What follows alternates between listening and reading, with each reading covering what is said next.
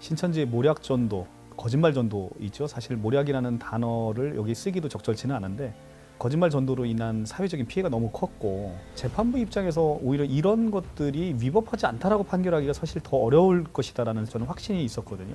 그러니까 이들의 포교 전략은 단순히 그냥 우리가 신천지임을 밝히지 않은 것에 지나지 않는 게 아니라 적극적으로 교회 차원에서 조직을 하고 계획을 세워서 모략 전도를 하고 역할 분담을 시켜서 성도들을 투입시킨단 말입니다.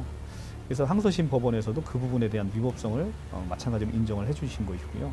그것이 위법하지 않다라고 판결하기가 사실 더 어려운 구조가 아닌가, 아주 옳은 판결이라 생각이 듭니다.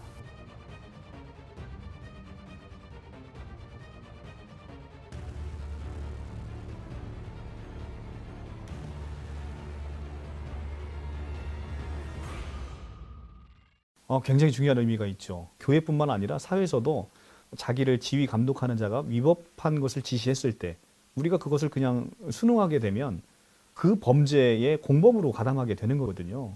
마찬가지로 신천지에서도 이렇게 모략전도, 거짓말전도, 이것은 사회 질서에서 허용되지 않는 것임에도 불구하고 이렇게 모략적인 포교에 가담하게 되면 그 가담이 신천지 위법성과 함께 본인도 책임을 져야 되는 이런 현상이 벌어지는 것입니다. 그래서 지금 신천 신도의 경우에는 지금 이 조 씨가 그 자기를 전도했던 사람을 선택해서 이 돈을 달라고 하면 그 금액 500만 원과 그 이자를 전체를 다 줘야 됩니다. 그렇기 때문에 신천지 신도들 입장에서는 앞으로 이제 이런 전도는 더 이상 할 수도 없고 또 신도들도 시킨다고 해서 이것을 수긍했을 때는 본인이 그에 따른 책임을 져야 되는 이런 문제가 발생하게 되는 것이죠.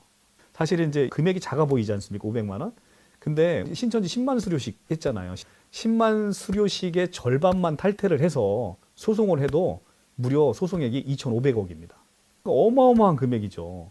예를 들어 한 신도가 한 10명의 모략 포기에 동원이 됐다. 그러면 500만 원씩 열을 곱해서 손해배상을 물어줘야 되는 거니까 함부로 이 모략 포기에 뛰어들 수가 없는 거예요. 이제 더 이상 이제 신천지가 모략 전도를 할 수가 없을 거예요. 이 사건 판결에서 신도들까지 손해배상을 하라는 판결이 났기 때문에 더 이상 모략 전도를 유지하기는 어려울 것이다. 그럼에도 불구하고 모략 전도에 대한 유혹은 계속 받지 않을까. 왜냐하면 교회 성장세가 계속 둔화되고 오히려 계속 성도들이 빠져나가게 되면 모략 전도의 유혹은 계속 받을 것이다. 그런데 그 유혹을 받을 때 결국 이런 판결로 인해서 모략 전도를 가감하게 하지를 못하는 모략 전도에 제동을 걸 수 있는 굉장히 중요한 판결이라고 볼 수 있는 거죠. 그리고 또 이것은 신천지를 통해서 이 모략 전도가 처음 시작이 됐어요. 신천지의 아류로 또 나타나는 또 신흥 세력의 이단들이 신천지 전체를 밟아서 모략 전도의 유혹이 굉장히 컸을 것인데 그러면 한국 교회, 한국 사회가 완전 쑥대밭이 되지 않습니까? 근데 그것을 결국은 원천적으로 차단하는 그런 굉장히 의미 있는 판결이라고 볼 수 있는 거죠.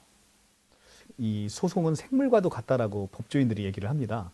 소송에 대한 의지, 이런 것이 굉장히 사건을 다양한 결론에 이르게 만들고 있는 것이죠. 그 함자매 같은 경우는 1심 소송 이후에도 신천지에서 탈퇴한 후유증을 너무 심하게 겪고 있어서 소송을 더 이상 끌고 갈 수 있는 힘조차가 없고 주변 사람 모든 심지어는 가족분들조차도 연락이 되지 않고 소송 대리인하고도 저하고도 이제 연락이 되지 않아서 소송을 끌고 갈 수 있는 힘이 없었어요. 그래서 항소심에서 당사자 본인 신문이라는 것이 굉장히 중요한 증거 방법 중에 하나인데 당사자가 연락이 되지 않아서 법원에 당사자 본인 신문 결과를 현출할 수가 없었습니다.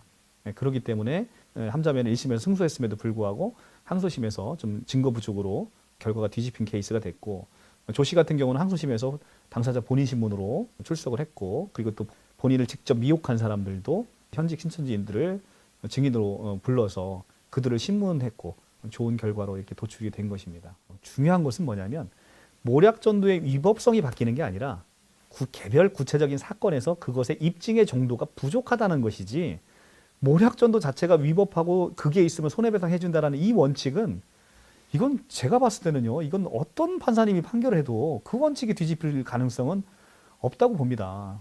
우리 자녀들이 정말로 무방비 상태에서 계획적이고 조직적으로 포교를 당해서 이단 교회로 정제된 곳에 간다라고 하면 어떤 부모가 그게 용납이 되겠습니까? 그건 사회적으로 용납할 수가 없겠죠. 결국은 대법원에서 어떤 결론이 나더라도 더 확실한 모략 전도의 케이스를 가지고 계속 접근해서 들어가게 되면 신천지는 그에 따른 반드시 책임을 져야 된다. 그러니까 사실 신천지가 두려운 것도 그거이겠죠. 그 부분은 대법원에서 판단을 다시 한번 받고 싶습니다. 대법원에서 판단이 이루어지지 않는다 하더라도 동종 이제 2차 소송에서도 계속 그 주장을 할 것이고요. 많은 현대형 소송에서 뭐 의료 소송, 기업 소송, 많은 현대형 소송에서 입증 책임의 완화를 뭐 대법원 판례 법리에 따라서 다 이미 인정하고 있는 것인데 이 사건의 경우에도 마찬가지예요. 뭐 신천지는 모든 자료를 다 가지고 있거든요. 이 사람이 다른 루트를 통해서 입교했다라고 하면 그 자료 분명히 다 있단 말이에요. 그걸 밝히지 못하면 모략전도로 입교됐다라고 보는 것이 보다 합리적인 판단이다. 이제 그 주장은 대법원에서 또 2차 소송, 3차 소송에서 계속 장은 좀 이어나가고 언젠가는 좀 그 주장이 좀 한번 받아들여지지 않을까 생각이 듭니다.